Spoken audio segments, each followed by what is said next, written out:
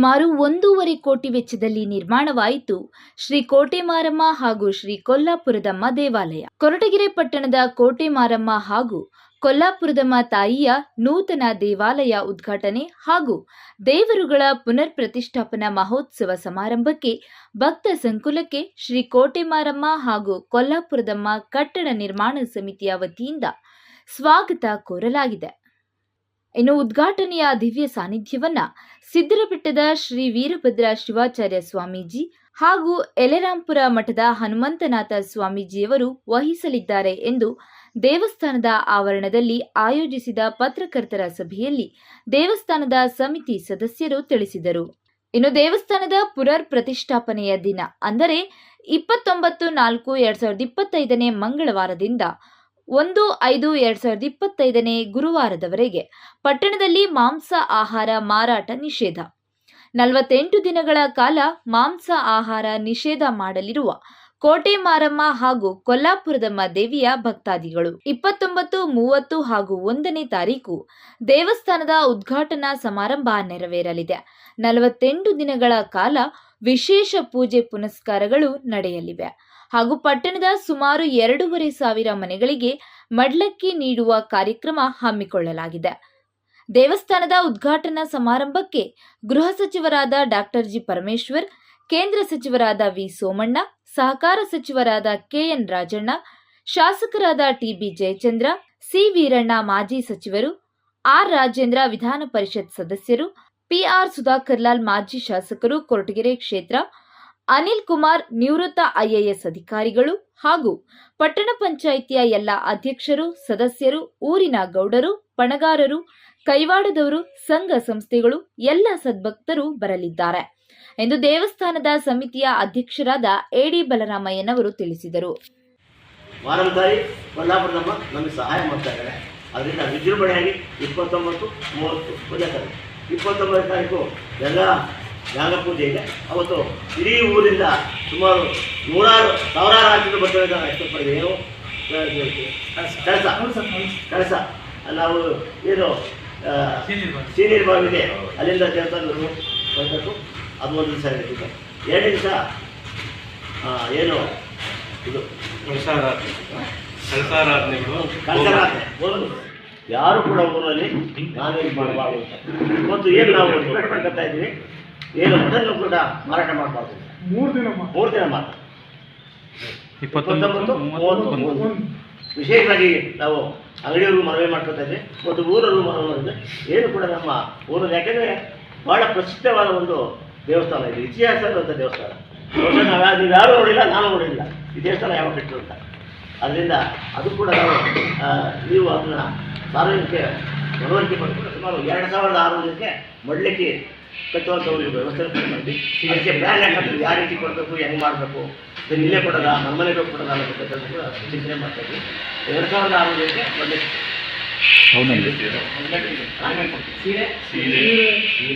ಹೇಳಿ ಏನು ಮಡ್ಲಿಕ್ಕೆ ಕಟ್ಟಬೇಕು, ಸೀರೆ, ಅಕ್ಕಿ, ಬೆಲ್ಲ, ಅರ್ಶಿನ, ಕುಂಕುಮ, ಅದು ಕಳಸ ಪ್ರತಿಷ್ಠಾಪನೆಗೆ. ಆ ಕಳಸ ಪ್ರತಿಷ್ಠಾಪನೆಗೆ ಏನು ಸಿದ್ದರಬೆಟ್ಟ ಸ್ವಾಮಿಗೆ ಮತ್ತು ಹನುಮಂತ ಸ್ವಾಮಿಗೆ ಇಬ್ಬರು ಬರ್ತಾರೆ.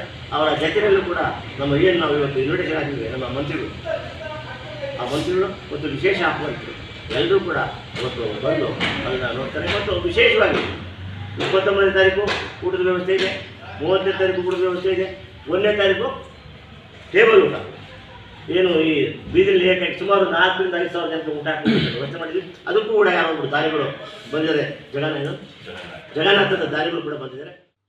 ಇನ್ನು ಇದೇ ಸಂದರ್ಭದಲ್ಲಿ ದೇವಸ್ಥಾನದ ಪ್ರಧಾನ ಅರ್ಚಕರಾದ ಶ್ರೀಧರ್ ಮಾತನಾಡಿ, ಕೋಟೆ ಮಾರಮ್ಮ ತಾಯಿಯ ಇತಿಹಾಸವೇ ರೋಚಕ.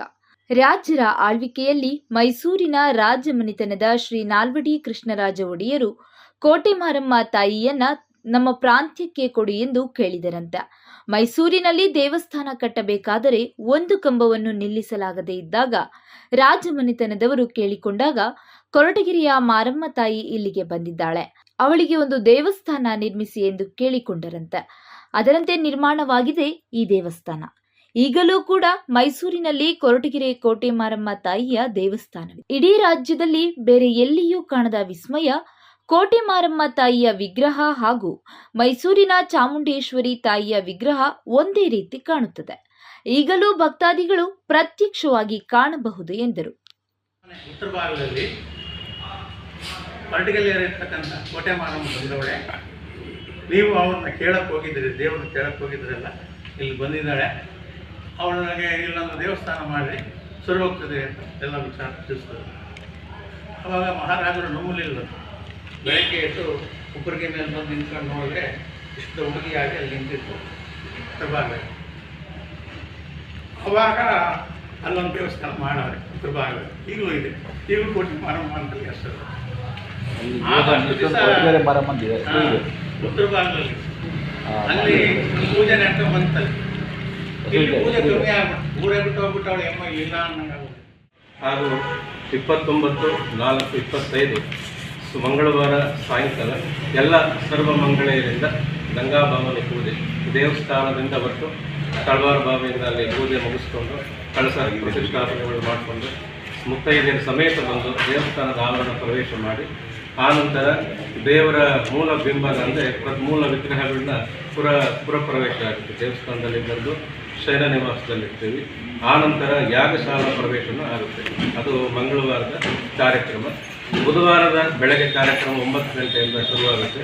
ಪುಣ್ಯಾಹ, ಗಣಪತಿ ಪೂಜೆ, ಕಳಶಾರಾಧನೆ ಹಾಗೂ ವೈಶ್ವಕರ್ಮನ ಕಳಶ ಸ್ಥಾಪನೆ ಹಾಗೂ ಕೋಟೆ ಮಾರಮ್ಮ ಹಾಗೂ ಕೊಲ್ಲಾಪುರದಮ್ಮನವರ ಪ್ರಧಾನ ಕಳಶ ಹೋಮ ಹಾಗೂ ಪ್ರಧಾನ ಕಳಶ ಪೂಜೆಗಳಿರುತ್ತೆ. ಅದು 12 ಗಂಟೆಗೆ ಮಹಾಮಂಗಳಾರತಿಯಾಗಿ ಲಘು ಪೂರ್ಣಾವತಿ ಕೊಡ್ತಾರೆ ಬುಧವಾರ ದಿವಸ. ಬುಧವಾರ ಮಧ್ಯಾಹ್ನ ಬ್ರೇಕ್ ಅಂತಾರೆ, ಅಂದರೆ 4 ಗಂಟೆವರೆಗೂ ಪೂಜೆ ಇರುತ್ತೆ. ಸಂಜೆ 4:30ರಿಂದ 10 ಗಂಟೆವರೆಗೂ ಪ್ರತಿಯೊಂದು ಹೋಮನೂ ನಡೆಯುತ್ತೆ. ಎಲ್ಲ ಸೂಕ್ತಗಳು ಹೋಮಗಳು ಮಾಡ್ತಾರೆ. ನವಗ್ರಹ ಕಳಸಗಳ ಆರಾಧನೆ ಹೋಮಗಳು ಮಾಡ್ತಾರೆ. 10 ಗಂಟೆಗೆ ಮೇಲೆ ಪೂರ್ಣಾವತಿ, ಲಘು ಪೂರ್ಣಾವತಿ ಕೊಟ್ಟು ಒಂದು ಪ್ರಸಾದ ನಿಯೋಗ ಬುಧವಾರ ದಿವಸ ರಾತ್ರಿ ಇರುತ್ತೆ. ಹಾಗೂ ಗುರುವಾರ ಮುಖ್ಯವಾದ ದಿವಸ 1ನೇ ತಾರೀಕು ಕಾರ್ಮಿಕರ ದಿನಾಚರಣೆ. ಅದು ಭಕ್ತರಿಗೆ ಅನುಕೂಲ ಆಗಲಿ ಅಂತ ಗೌರ್ಮೆಂಟ್ ಅದನ್ನು ಸಿಗುತ್ತೆ.